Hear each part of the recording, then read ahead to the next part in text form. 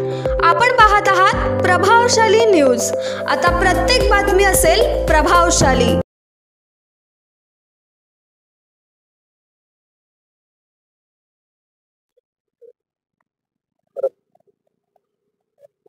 आपण सर्वजण आज 2 दिवसापूर्वी 22 एप्रिल 2025 रोजी काश्मीरमध्ये जो दहशतवादी हल्ला झाला आणि आपल्या भारतातून काश्मीरमध्ये गेलेल्या पर्यटक त्यामध्ये 28 पर्यटक मृत्युमुखी पडले,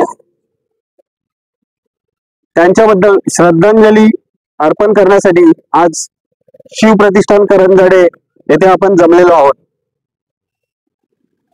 या हल्ल्यामध्ये भारतातून एकूण 28 लोक मृत्युमुखी पडले आणि यामध्ये महाराष्ट्राबरोबरच कर्नाटक, गुजरात, पश्चिम बंगाल, मध्य प्रदेश अशा विविध राज्यातील नागरिक गेलेले होते।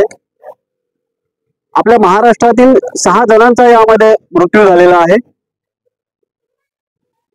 खरं बघता गेले 10 वर्ष जे काही काश्मीरमध्ये विकासाचा पर्व सुरू आहे, तर याला कुठेतरी थांबवण्यासाठी आणि आपल्या हिंदू समाजाचं जे संघटन आज जे मजबूत आपल्या देशामध्ये झालेलं आहे, याला कुठेतरी रोखण्यासाठी हा भ्याड हल्ला केला गेलेला आहे। आपलं जे भारताचं खंबीर नेतृत्व आहे त्यांच्यातर्फे, भारत सरकारतर्फे या हल्ल्या विरोधात कठोर पावले उचलली गेलेली आहेतच। विविध कठोर असे निर्णय घेतलेले आहेत आणि पंतप्रधानांनी निर्णय घेतलेला आहे की या हल्ल्याला आम्ही याच्या डबल असं प्रत्युत्तर नक्कीच देऊ।